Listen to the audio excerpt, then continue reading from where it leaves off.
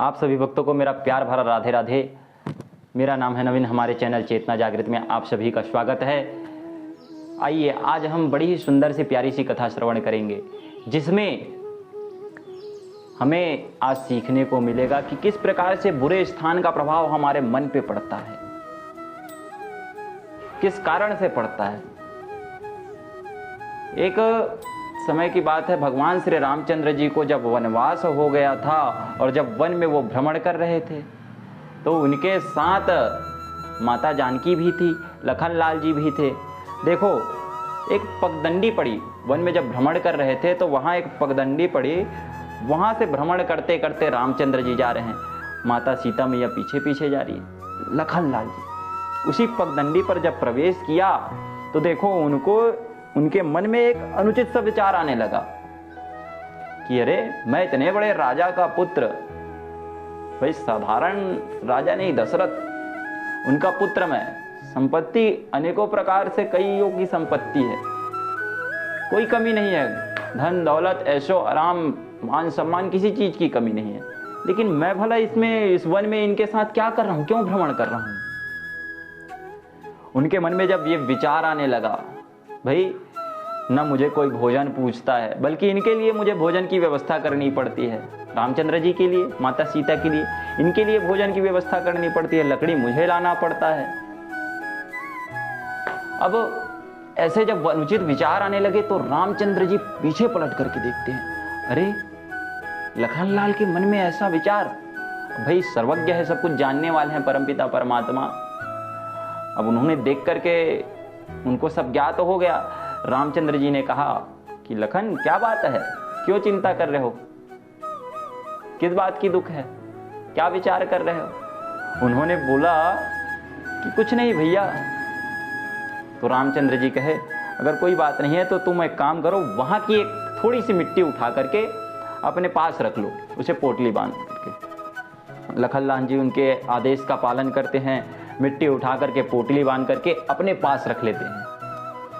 अपने पास जब रखते हैं वो मिट्टी को, तो दिन भर यही इसी प्रकार से विचार आ रहे हैं। समय व्यतीत हुआ, संध्या कालीन हुई, आराम किया उन्होंने, प्रातः कालीन फिर उसी प्रकार से क्रियाकलाप, स्नान ध्यान जब किया तो देखो स्नान करते ही मन पवित्र एकदम।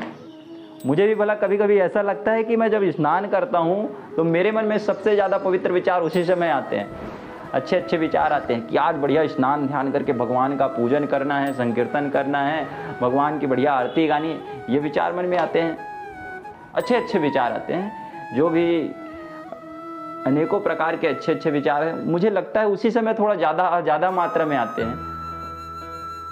और जब पूजा पाठ करता हूँ, ध्यान करता हूँ, तो फिर तो पूछो मत, और शुद्ध एकदम पवित्र पवित्र विचार आते हैं। आज लखन लाल जी जैसे ही स्नान करके निकले वहां से, तो लखन लाल जी के मन में, लक्ष्मण जी महाराज के मन में अच्छे अच्छे विचार आने लगे कि अरे मैं भैया के प्रति ऐसा सोच रहा था, और मेरे भैया भ्राताश्री तो साक्षात परमपिता परमात्मा के अवतार हैं, मैं भला उनके बारे में ऐसा क्यों सोच सकता हूँ, ऐसा मेरे मन में ख्याल क्यों आया, कारण क्या है।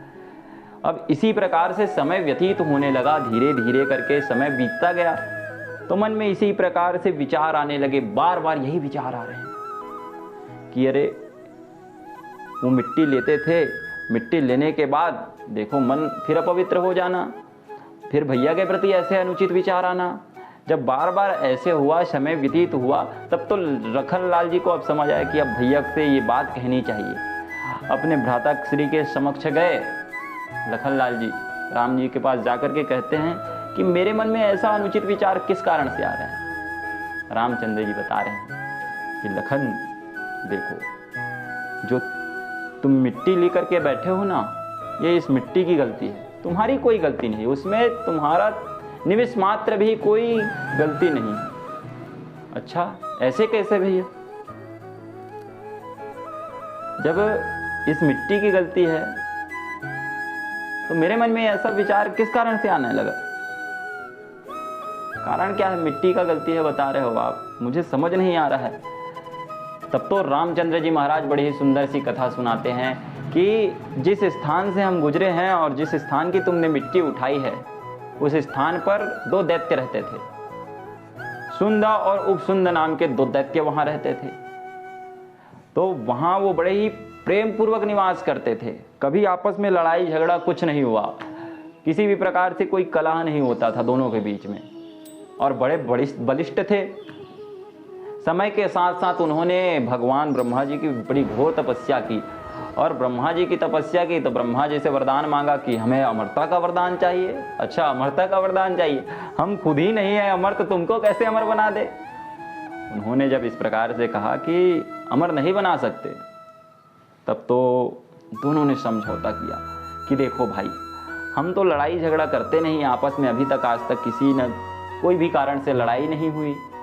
तो एक काम करते हैं, हम ब्रह्मा जी से यह वरदान मांगते हैं कि हम दोनों के अलावा हमें कोई इस संसार में मार ना पाए, ना देवता न दानव, कोई भी ना हमें हाथ लगा पाए, हमें मार ही ना पाए। अच्छा, बल जैसे ही और बढ़ा, तो बल बढ़ने के कारण से अब देखो वो इंद्र लोग चले जाते थे, कभी कभी वरुण लोग चले जाते थे, देवताओं को परेशान, हाँ, ऋषि मुनियों पशु पक्षियों को सबको परेशान करते थे। अब बल बढ़ने के बाद तो अत्याचार और बढ़ गया उनका। देवता घबराए, बड़े दुखी हुए। उन्होंने जाकर के ब्रह्मा जी से प्रार्थना की। ब्रह्मा जी से प्रार्थना जब की तो ब्रह्मा जी ने तिलोत्तमा नाम की एक कन्या को प्रकट किया, अप्सरा को। अब उस अप्सरा से कहा कि जाओ तुम दोनों के बीच में फूट उत्पन्न करो, उनके बीच में लड़ाई करवा करके उन्हें समाप्त करवा दो। अच्छा, बड़ी खूबसूरत थी। अब वो तिलोत्तमा चली, दैत्यों के सामने जाकर के जब खड़ी हुई तो बड़ा भाई था, देख करके प्रसन्न हो गया कि पूछने लगे कि तुम यहाँ इतने घने जंगल में, हाँ, हिंसक पशु पक्षी जानवर रहते हैं, और तुम यहाँ घने जंगल में क्या कर रही हो, कारण क्या है तुम्हारे यहाँ आने का। उन्होंने बताया कि भाई मैं तो भ्रमण कर रही थी, मैं किसी वर की तलाश में हूँ, मैं शादी करना चाहती हूँ, विवाह करना चाहती हूँ। अच्छा चलो, हम तुम्हारे से विवाह करेंगे। अच्छा, छोटा भाई आया, उन्होंने कहा कि भाई ऐसी बात है तो हम भी विवाह करना चाहते हैं। तो स्त्री ने तो कहा, तिलोत्तमा ने, कि हमें तो किसी एक से विवाह करना है, देख लो तुम दोनों भाइयों में किनको विवाह करना है हमसे, देख लो, हमें एक से ही विवाह करना है, दूसरा कोई चाहिए ही नहीं। अच्छा, ऐसी बात है, तो छोटा कहे कि हम विवाह करेंगे। अच्छा, बड़ा बोले कि भैया जब तक बड़े का विवाह नहीं होगा तब तक छोटे का कैसे विवाह हो सकता है। अब राक्षसी बुद्धि, नहीं करना है मतलब करना है विवाह। तब तो कहे कि भाई बात मानो, हमारा विवाह हो जाने दो, उसके बाद तुम्हारा विवाह भी करवा देंगे। लेकिन कहाँ माने, नहीं हमें विवाह करना है भाई। अच्छा, राक्षसी क्रोध में हो, आक्रामक हो गया वो, हम विवाह करेंगे मतलब करेंगे, आप कौन होते हो। अच्छा, आपस में दोनों में जब लड़ाई झगड़ा हाथापाई पर जब आप बात आई तो दोनों लड़ते लड़ते लड़ते लड़ते वहीं समाप्त हो गए, वहीं दोनों की मृत्यु हो गई। अब तिलोत्तमा भी वहां से अंतर्ध्यान हुई। लेकिन देखो, जब किसी व्यक्ति की मृत्यु होती है ना, तो वहां की परमाणु आकर के वहां के कण कण में मिल जाती है। और स्थान देखो, जैसा व्यवहार करते थे दैत्य, लड़ाई झगड़ा वाला अनुचित विचार के कारण से उनकी मृत्यु हुई, दोनों भाइयों में लड़ाई झगड़ा होकर के मृत्यु हुई थी। तो वहां देखिए वातावरण में वैसा ही प्रभाव, कण कण में, मिट्टी में, पेड़ पौधे, यहां तक कि वहां की वायु में भी उसका प्रभाव रह जाता है। जब लक्ष्मण जी महाराज, बड़ी सुंदर सीखने वाली बात है यहाँ, स्थान का प्रभाव किस कारण से पड़ा। लक्ष्मण जी महाराज वहां से जब भ्रमण कर रहे थे, उससे पहले रामचंद्र जी भी गए, माता सीता भी गई, उनके मन में तो कोई अनुचित विचार नहीं आया। क्यों, कारण क्या है। कारण यही है कि उनका मन बलवान है। रामचंद्र जी का मन इतना बलिष्ठ है, सीता मैया का मन इतना बलिष्ठ है कि उन पर कोई प्रभाव नहीं जमा पाया। लेकिन लखनलाल जी महाराज के मन में अचानक से कभी क्रोध अपना प्रभाव जमा लेते हैं, कभी स्थान अपना प्रभाव जमा लेते हैं। मन बल कमजोर है उनका, उनका मन इतना कमजोर है कि वो अपने आप को काबू नहीं कर पाते। अच्छा, भैया को कोई गाली दे, भैया को कोई कुछ बोले, लक्ष्मण जी महाराज पहले क्रोधित होते हैं, रामचंद्र जी वहां सोचते हैं, समझते हैं कारण, भाई ये मुझसे युद्ध करना चाहते, कारण क्या है, ये विचार कर रहे हैं। इनके मन में तुरंत ही क्रोध नहीं आया, लेकिन लखनलाल जी क्रोधी व्यक्ति हैं, उनके मन में क्रोध का बड़ा ही जल्दी प्रभाव पड़ता है, क्रोध बड़ा ही जल्दी उनको आता है। स्थान का भी देखो उसी कारण से प्रभाव पड़ा, क्योंकि मन बड़ा कमजोर है, एकदम कमजोर, ढीला सा, और मन कमजोर होने के कारण से उनके मन में ये प्रभाव पड़ा। दोनों भाइयों के बीच में लड़ाई होकर के मृत्यु हुई थी, फूट होने के कारण से, बड़े भैया के प्रति अनुचित विचार होने के कारण से कि नहीं भैया हमारा विवाह नहीं करने देना चाहते, हाँ आप ही विवाह करना चाहते हो। अच्छा, इस कारण से उनकी मृत्यु हुई। तो देखो लखनलाल जी के मन में कैसे प्रभाव पड़ा। वहां से जब गुजरे तो भाइयों के लड़ाई के कारण से प्रभाव पड़ा था, मृत्यु हुई थी, तो वहां मन में कैसा प्रभाव पड़ा, भाई के प्रति अनुचित विचार कि भाई मैं इनकी सेवा क्यों कर रहा हूं, क्या कारण है। हाँ, ऐसा विचार नहीं आना चाहिए, लेकिन आ रहे हैं। वहां के स्थान के, वहां के वातावरण का प्रभाव पड़ा उनके जीवन में। लखनलाल जी रामचंद्र जी के पास जाकर के कहे तो रामचंद्र जी ने उनको मिट्टी फेंकने को कहा, मिट्टी फेंकने को कहा तो फेंक दिया उन्होंने। बड़ी ही सुंदर बात है, यहां दोनों भाई लड़ झगड़ करके मर गए,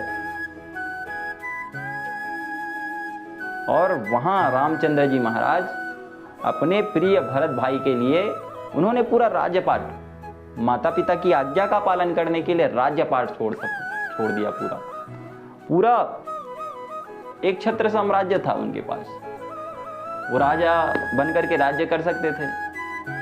सारी प्रजा भी चाहती थी कि राम जी ही राजा बने, कोई नहीं चाहता था कि भरत जी राजा बने। लेकिन हाँ, मैया ने आदेश दिया है, पिताजी ने आदेश दिया है कि भाई यहां तो राजा भरत बनेगा, तुम्हें वनवास जाना होगा।